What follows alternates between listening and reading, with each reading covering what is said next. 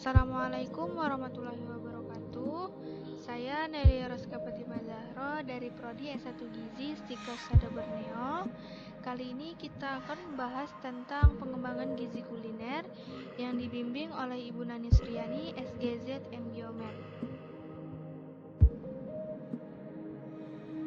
Selanjutnya ada pengembangan, persiapan, dan memasak berbagai jenis bahan makanan. Memasak memerlukan bahan makanan, bumbu, serta bahan pelengkap lainnya.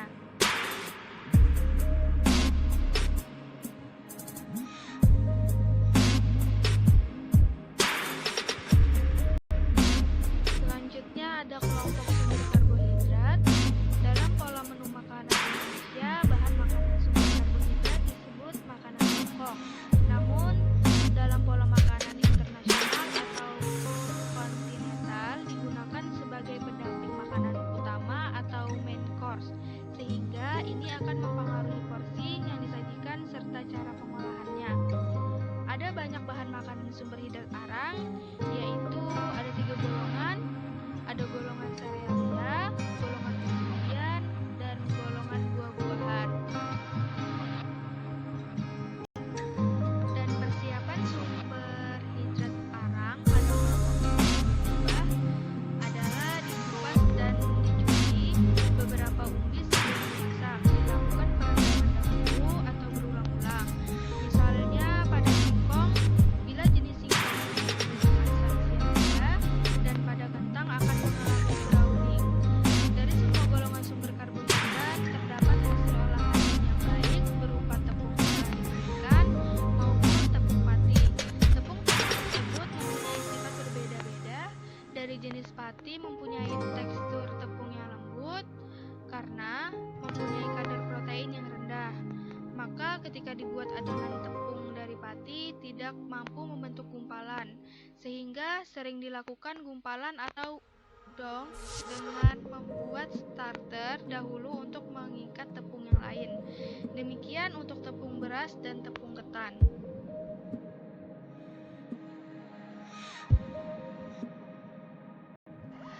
Dan selanjutnya ada kelompok bahan makanan hewani. Protein hewani terbagi atas golongan daging hewan berkaki 4, meliputi daging sapi, daging kerbau, daging kambing, daging rusa, daging babi, anjing, dan terdapat pula jenis protein hewani lain seperti kelinci. Sedangkan dari kelompok ikan terdapat ayam uras dan ayam kalkun. Serta aneka jenis telur. Untuk umum menggunakan protein hewani yang dibahas pada topik ini hanya sapi, ayam, telur, ikan, dan seafood. Dan selanjutnya persiapan hingga memasak daging. Pilihlah bagian daging serta jenis masakan yang akan dibuat, dan perhatikan kesegaran daging serta arah seratnya, dan juga potong daging sesuai dengan masakan yang akan dibuat. Misalnya sate dipotong melintang serat 2 x 2 cm, sedangkan dendeng dipotong tipis melintang atau searah dengan serat, dan ada juga rendang dipotong ukuran sama melintang serat 7 bahu 4 x 4 cm atau 3 x 4 cm.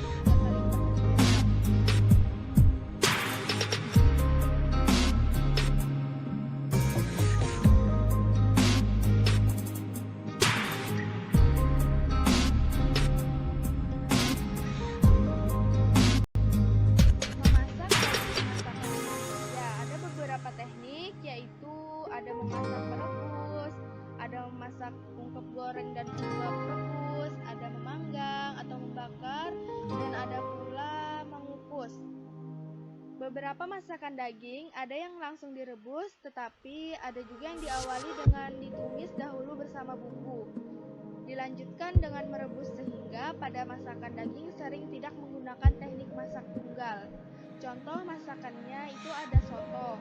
Ada banyak soto Indonesia berbahan dasar daging sapi atau jeroan sapi. Misalnya masing-masing daerah mempunyai ciri khas rasa atau dari kuah santan, ada juga dari kuah kaldu daging seperti soto Makassar,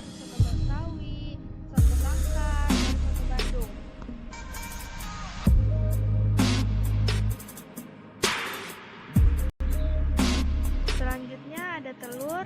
Telur merupakan bahan makanan bergizi tinggi karena kandungan proteinnya yang sempurna. Di dalam telur ada beberapa vitamin, yaitu ada vitamin A, tiamin, riboflavin, dan juga mengandung vitamin D. Vitamin D dari telur merupakan penyumbang terpenting bagi tubuh karena bahan makanan lainnya mempunyai kandungan vitamin D yang sangat rendah jika dibandingkan dengan daging, unggas, dan ikan. Telur sangat banyak ragam masakan yang dapat diciptakan dari telur, mulai berbagai lauk hingga untuk kue-kue dan dessert. Selanjutnya, sebagai bahan makanan telur mempunyai kelebihan, yaitu nilai biologi protein yang tinggi dan bagus untuk dikonsumsi, mudah dicerna, dan tinggi kandungan asam amino esensialnya.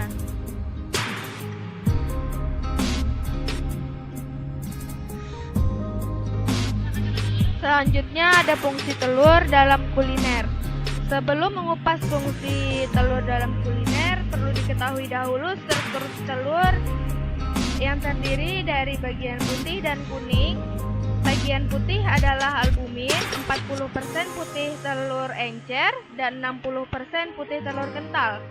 Semakin segar telur putih, semakin banyak bagian yang kental.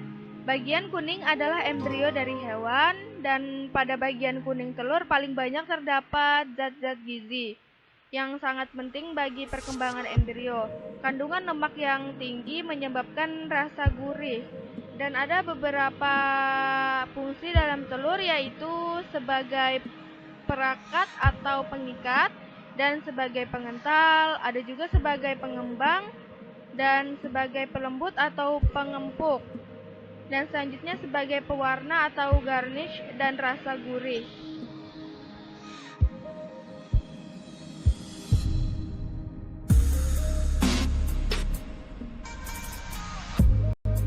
Selanjutnya ada protein nabati. Di sini kita akan membahas tentang tempe dan tahu. Ada macam-macam tempe, yaitu ada tempe kedelai dan ada tempe koro. Ada tempe koro pedang, dan selanjutnya ada tempe gembus. Tempe gembus itu berasal dari ampas tahu. Dan ada tempe bungkil yang berasal dari ampas kacang tanah. Selanjutnya ada tempe bonggrek, itu berasal dari ampas kelapa. Dan ada beberapa macam tahu. Ada tahu Cina, tahu kuah, tahu putih, dan tahu Bandung.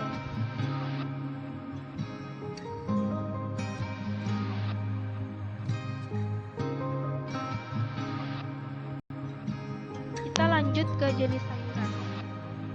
Sayuran merupakan sumber vitamin dan mineral yang banyak, serta kandungan bioaktif lain, yaitu fitochemical dan serat. Vitamin terbagi atas vitamin yang larut dalam air dan vitamin yang mudah rusak, serta vitamin yang tidak mudah larut dalam air. Berkaitan dengan hal ini, maka kita harus bijak dalam persiapan hingga memasak sayuran. Adapun jenisnya, sayuran itu ada beberapa jenis. Ada sayuran daun, sayuran akar, sayuran batang, sayuran buah, dan sayuran tunas. Contoh sayuran daun ini ada bayam, kangkung, pepaya, daun katuk, dan lembayung. Selanjutnya sayuran buah itu seperti terong, pare, labu siam, dan tomat. Sayuran bunga ini ada kembang kol, bunga pepaya, brokoli, dan bunga turi. Sayuran tuna ada toge, kacang kedelai, kacang hijau, wijen, dan rebung. Dan sayuran akar ini seperti wortel, lobak, radis, bit, dan kentang. Dan kategori makanan pokok dan warna sayuran itu berwarna tajam atau gelap, seperti hijau, oranye, ungu, dan sayuran berwarna terang itu seperti sawi putih, lobak, dan lain-lain.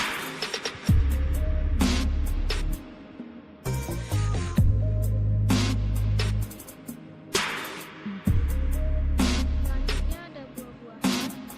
Sama halnya dengan sayuran, buah-buahan yang merupakan sumber antioksidan yang berpotensi untuk kesehatan tubuh.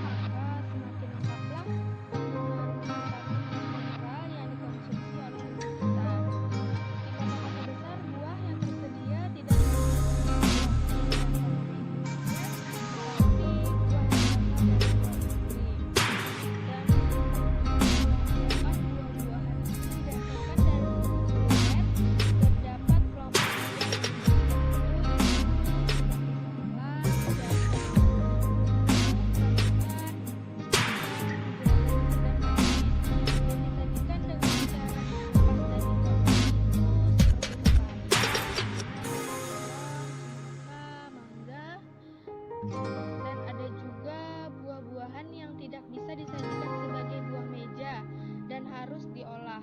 Misalnya, tidak semua pisang pantas disajikan sebagai buah meja, dan adapun itu pisang tanduk dan pisang kepok. Ini pisang yang biasanya diolah sebagai kue kelemben pisang dan kue-kue lain. Selanjutnya ada kue-kue dan makanan kecil Indonesia. Jenis makanan kecil atau kue-kue tradisional ada berbagai macam jenisnya. Bila dikategorikan dapat dibagi-bagi berdasarkan rasanya, cara pengolahan, dan bentuk. Rasanya biasanya ada yang asin dan manis, dan cara pengolahan itu dikukus, panggang atau bakar, dan digoreng. Dari bentuk ini biasanya ada kue pita dan kue kering. Selanjutnya, bahan dasar yang digunakan sebagian besar merupakan bahan makanan sumber karbohidrat dan sebagian protein dan lemak. Ini seperti umbi-umbian, ada singkong, umbi rambat, talas, kentang, dan lain-lain. Dan ada juga golongan serealia, ini ada beras, beras ketan, jagung, dan lain-lain. Dan ada pun tepung-tepungan, ini bisa tepung beras, tepung ketan, tepung sagu, tepung tapioka, dan kue. Dan bahan pelengkap snack Indonesia itu biasanya dari kacang-kacangan, bisa kacang hijau, kacang tanah, kacang polong, kedelai atau wijen. Bisa juga dari telur, telur ayam kampung atau bebek, dan ayam negeri. Dan ini ada lemak, yaitu lemak dari santan kelapa, minyak, dan pemanisnya ada gula, yaitu gula merah, gula aren, bisa gula palem, dan gula pasir. Selanjutnya bahan tambahannya itu biasanya ayam campur sirih, pemberi aroma, dan biasanya pakai ragi. Dan selanjutnya mengenal aneka ragam kue tradisional. Kue-kue tradisional Indonesia menggunakan cetakan dari bahan-bahan yang bermacam-macam, mulai dari logam, porselen, dan tanah liat. Mangkuk-mangkuk besar dan kecil itu biasanya dari keramik dan aluminium, misalnya untuk kue talam dan kue mangkuk. Dan cetakan serabi dan apem itu biasanya terbuat dari tanah liat yang dibakar bentuk seperti wajan. Memasaknya di atas bara arang agar aromanya sedap. Tetapi ada juga yang terbuat dari baja. Dan cetakan cara bingka atau pukis terbuat dari kuningan. Sebelum memasukkan adonan, olesi dengan minyak atau margarin. Tutup cetakan agar panas dan diamkan selama 5-10 menit. Dan selanjutnya ada cetakan kueku, itu terbuat dari kayu. Dan cara menggunakan setelah diolesi dengan minyak, masukkan adonan, dan untuk mengeluarkan sedikit diketuk kebalik agar adonan turun. Dan ada cetakan loyang, ini biasanya digunakan untuk kue lapis. Dengan sebelum digunakan ini diolesi dahulu dengan minyak atau margarin, dan cetakan dipanaskan agar tidak lengket. Dapat pula menggunakan cetak anti lengket.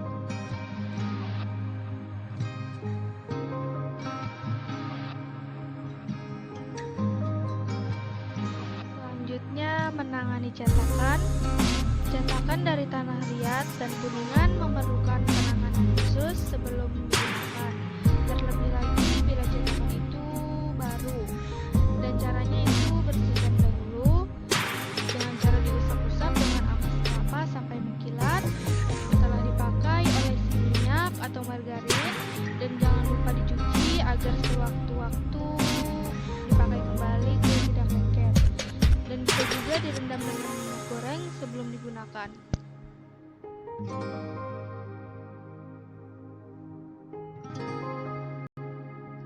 Selanjutnya ada gula. Gula di sini ada gula merah atau gula Jawa dan gula pasir. Resep tradisional Indonesia umumnya menggunakan gula merah karena rasanya yang tidak terlalu manis dan aromanya yang khas. Dan gula merah ini terbuat dari air bunga kelapa yang direbus dengan kental.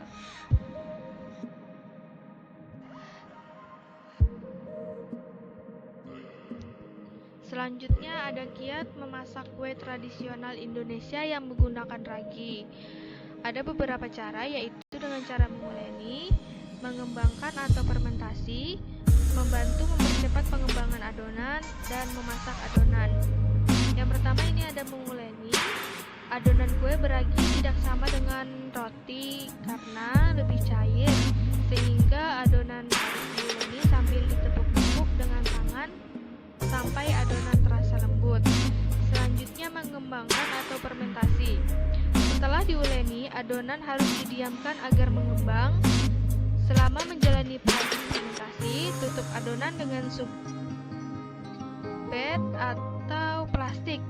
Ini bisa menggunakan serbet atau plastik. Simpan di ruangan yang hangat agar adonan lebih cepat mengembang. Dan selanjutnya membantu mempercepat pengembangan adonan. Ini menggunakan air hangat atau suam-suam kuku, itu akan membantu. Dan merangsang perkembangannya kapang. Pakai air kelapa sebagai pengganti air karena air kelapa bersifat basa atau alkalis sebagai soda. Dan selanjutnya air kelapa yang digunakan tidak boleh berumur dari 2 hari. Bila menggunakan air biasa, tambahkan setengah sendok teh soda kue atau baking powder. Dan yang terakhir, memasak adonan. Ini memasak adonan kue yang beragi membutuhkan panas yang cukup tinggi agar adonan dapat mengembang dengan baik, dan cara memasaknya dikukus atau dipanggang. Dan yang terakhir, untuk memperoleh hasil yang baik, cetakan harus dipanaskan terlebih dahulu. Tanda cetakan telah panas. Bila adonan dituang ke dalam cetakan, akan cepat mekar jika dikukus dan bunyi mendesis bila dipanggang.